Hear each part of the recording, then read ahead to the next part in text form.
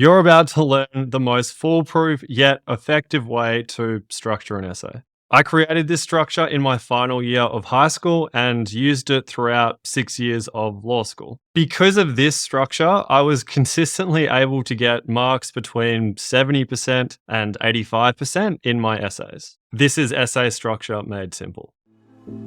Everything you need to easily pass English ATAR.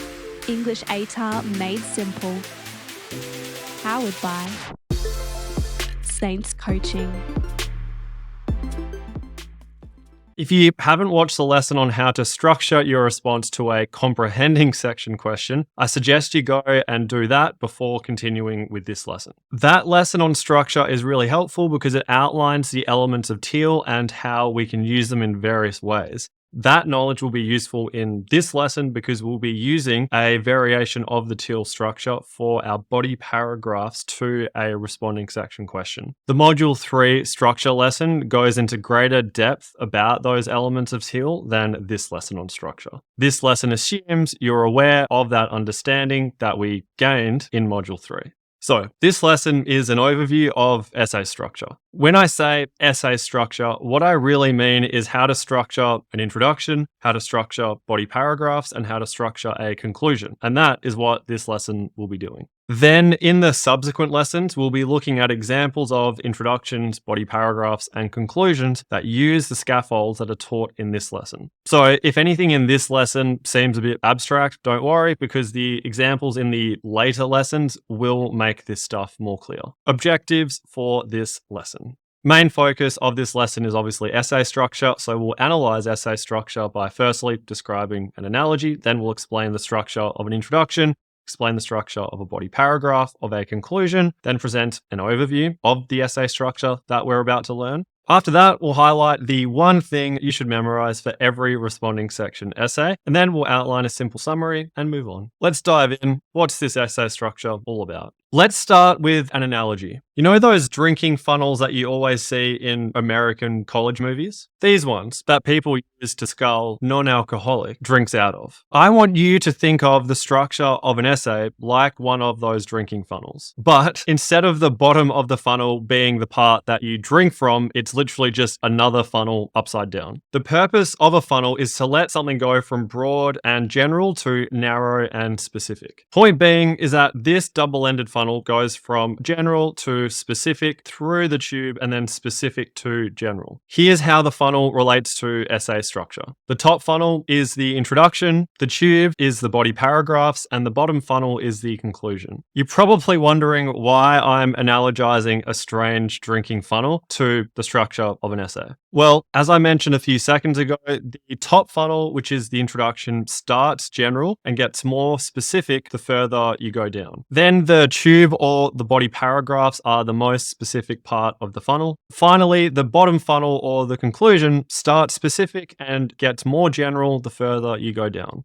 At this point, you might be wondering what general and specific mean in the context of essay writing and this strange funnel structure. In short, general information is information that generally answers the question. The content is of a descriptive nature. On the other hand, specific information is information that specifically answers the question. The content is of an analytical nature. Remember, for a responding section essay, our job is to analyze a text. So if the specific information is analytical in nature, we know this is the information we really want to focus on. The main point here is as follows. The more specific the information is, the more directly it answers the question. Bearing all of that in mind, let's take a closer look at the structure of an introduction, which, as we know, is the top funnel. The top funnel has 6 elements. First, we have the general statement. From there, the transition to text, then the plot synopsis, terminology, body paragraphs, and finally, the thesis. You might find it helpful to memorize each component while you're practicing getting the hang of this structure. In light of that, here's a mnemonic that can help you remember each component. We have great, terrific people tell big truths. GTPTBT. T. Let's have a closer look at the general statement, which is our first element of an introduction. The general statement is a statement that refers to the main element of the question in a somewhat generic way. A few notes about the general statement. Firstly, it's at the top of the funnel because it's the most general thing you will say in your introduction. Secondly, it eases the marker into the more specific content of your essay and sparks the marker's interest. That is the general statement, and from the general statement, we go to the second element, which is the transition to text. The transition to text is simply a sentence that transitions from the general statement to the plot synopsis of the text or texts, and it does this by stating firstly the year the text was published or released and the name or names of the text creator. Note, it's the next element of the introduction. It's more specific than the general statement because it introduces the text that you'll be analyzing. As I mentioned a moment ago, the next element is the plot synopsis. The plot synopsis is simply 1 to 2 sentences, ideally one, that summarize the plot of the text that you'll be analyzing. The plot synopsis is a bit more specific than the general statement and the transition to text because it gives the marker an overview of the text that you'll be analyzing, just in case they haven't read or watched it before. From the plot synopsis, we then go to the terminology element of our introduction. This stage of the introduction involves defining any elements of the question that are open to interpretation and won't otherwise be addressed in a different aspect of the introduction. This element is the next level of specificity because it contextualizes the body paragraphs element of your introduction. Only include this element in your introduction when there's an ambiguous term in the question that requires clarification. If there isn't such a term, there is no need for this element to be in your introduction. Second last element is the body paragraphs element, and this is simply just 1 to 2 sentences that outline what the focus of each body paragraph in your essay will be.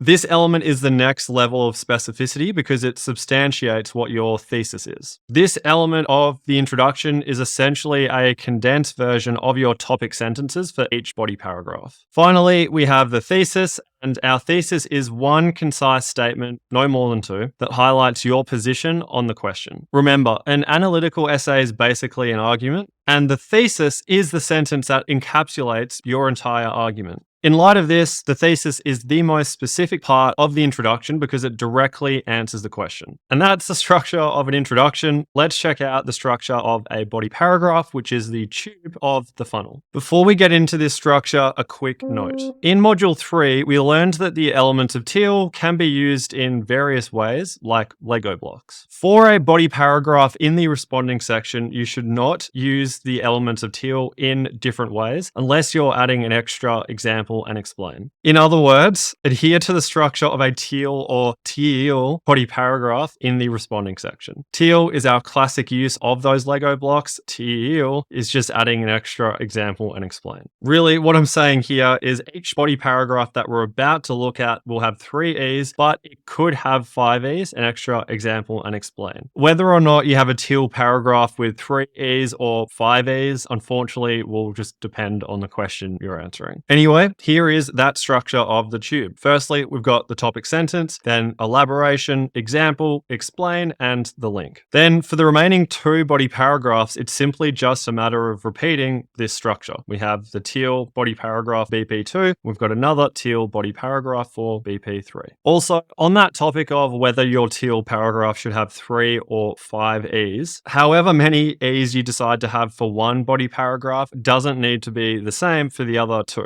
For instance, let's say this BP1 has 5 E's, so it has an extra example and explain. You might decide to just have one example and explain in BP2, and then the same thing for BP3.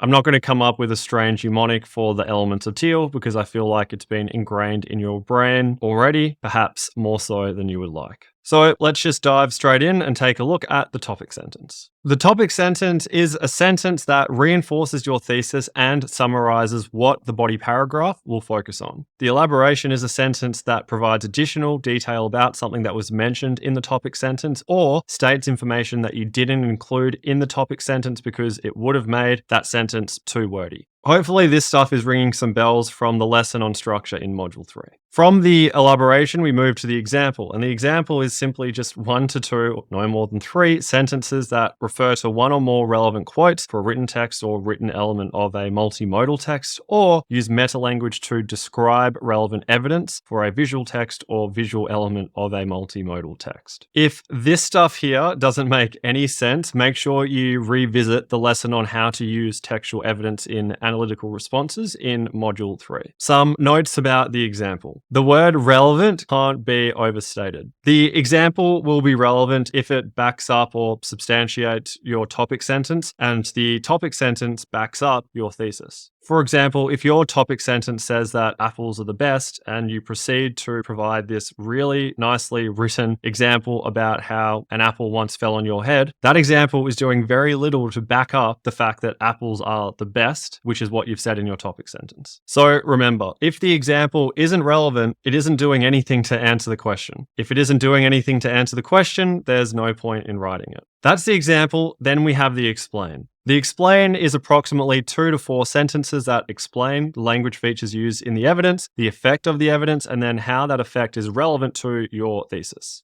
Note, the explain is one of the most important parts of your essay because this is where all of your analyzing is really done. If you want more info about why the explain part of TEEL is so important, go and revisit the structure lesson in Module 3. From the explain, we go to our final element, which is the link. The link is 1 sentence, no more than 2, that summarizes the body paragraph's contents and links it to your thesis. You might recall that the link essentially involves writing a reworded and more concise version of your topic sentence. It reiterates the main points of the body paragraph so they don't fall out of your marker's head. Imagine this Ziploc bag is your marker's head. As they're reading your body paragraph, they're putting information, bits of information inside their head about what you have written.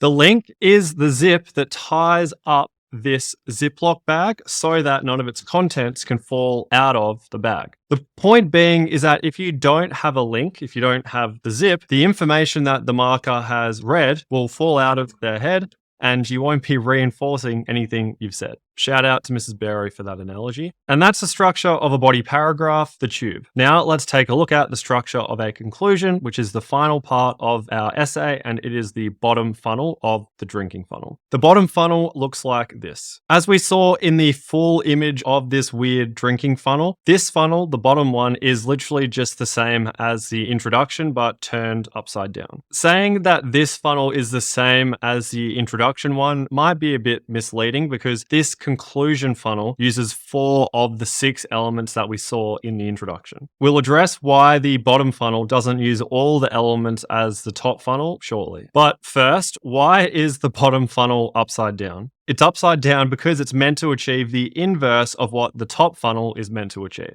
As we discussed earlier, the introduction eases the reader into the body of your text. Imagine writing an essay without an introduction. That would be like going up to a stranger in the street and the first thing you say to them is, "Do you want to go out with me?" Similarly, the conclusion is designed to ease the reader out of the body of your text. Imagine writing an essay without a conclusion. That would be like going on a first date with someone to a restaurant, then mid-meal getting out of your seat and leaving without your date, without saying a word to them.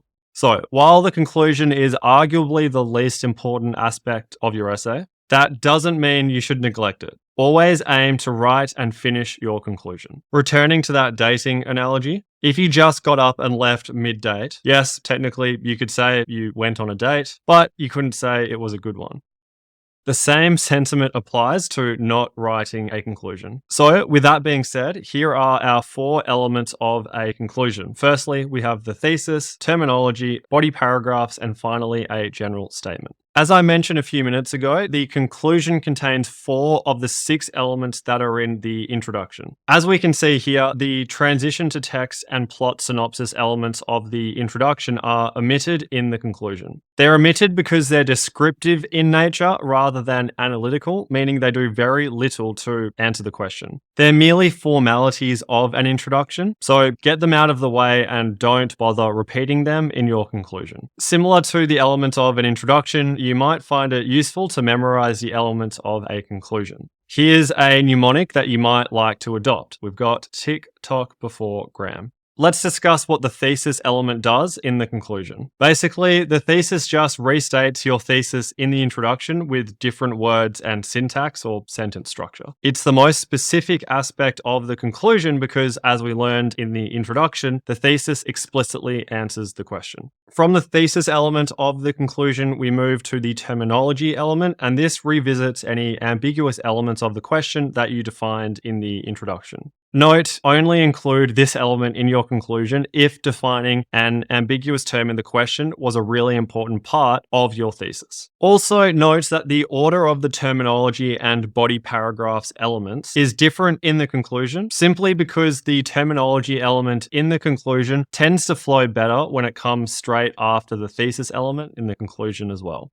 Our next element is the body paragraphs element. This is 1 to 2 sentences that firstly summarize the main point of each body paragraph, which is really the topic sentence of each body paragraph, and it indicates the relevance of those main points to your thesis. Finally, we have our general statement. Our general statement is a statement that refers to at least one main element of the question and then exaggerates the significance of the overarching topic that you've discussed. We can think of the general statement as the so what sentence, meaning that the general statement should articulate what the point of interrogating the question was. Let's be real, you'll probably think there was no point in interrogating or answering the question. Hence, exaggerate the significance. As I mentioned earlier, the conclusion goes from specific to general because it eases the reader out of the body of your text. The general statement is the element that achieves that effect of easing the reader out of your essay. The general statement is at the bottom of this funnel because it is the most general element of your entire essay, except for obviously the equivalent element in the introduction. And that's the structure of a conclusion. Now let's take a look at what all the elements of the weird drinking funnel look like in one page.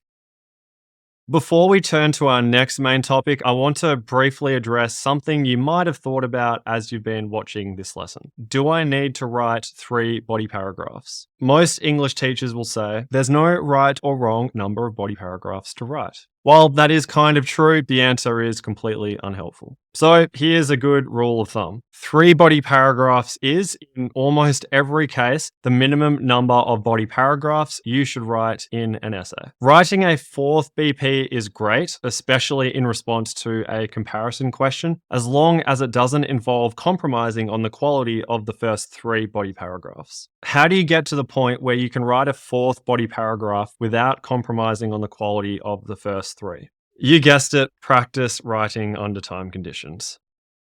The more you do that, the more comfortable you'll feel writing under pressure. The more comfortable you feel writing under pressure, the better your writing will be, and the more you'll be able to write. On to our final main topic for this lesson. It is the one thing you should memorize for every responding section essay. What we're about to discuss is what this lesson's activities are based on. Let's get down to brass tacks. You should memorize the plot synopses of the texts you study because the plot synopsis is the one and only thing you will write in every responding section essay that will remain the same regardless of the question. Why is the plot synopsis the one thing you should memorize? Basically, first impressions matter.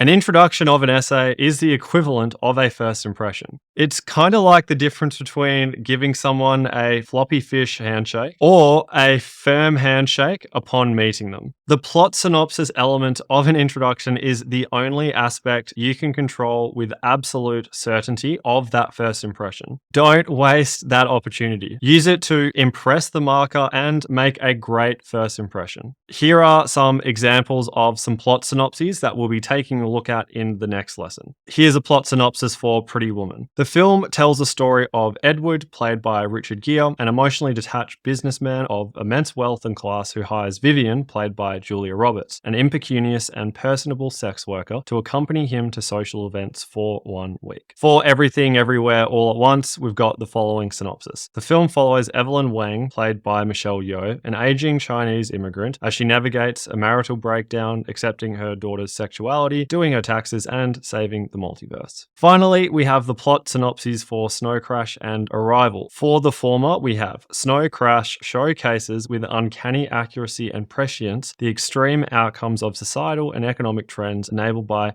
technological advancements such as cryptocurrencies and virtual reality. On the other hand, Arrival takes a novel approach towards the first contact with an alien race, subgenre of sci-fi, by exploring how humanity would communicate with rather than overcome extraterrestrial beings. So yes, these examples use some fancy words, but they're not forced in there. Similarly, each text plot synopsis is one sentence long. The Pretty Woman sentence could have been broken up into 2 sentences because it was quite long. But the point is that the plot synopsis should be as concise as possible. As we learned earlier, the plot synopsis and transition to text elements of the introduction are formalities of an introduction and are to be gotten over and done with in the intro and not repeated in the conclusion. This means it's really important that each and every word of the plot synopsis that you write in the intro packs a punch. It describes in the most concise way possible the need to know details about the text that you'll be analyzing. And that is how you structure an essay. Let's do a simple summary of what we've learned. First up, we looked at essay structure.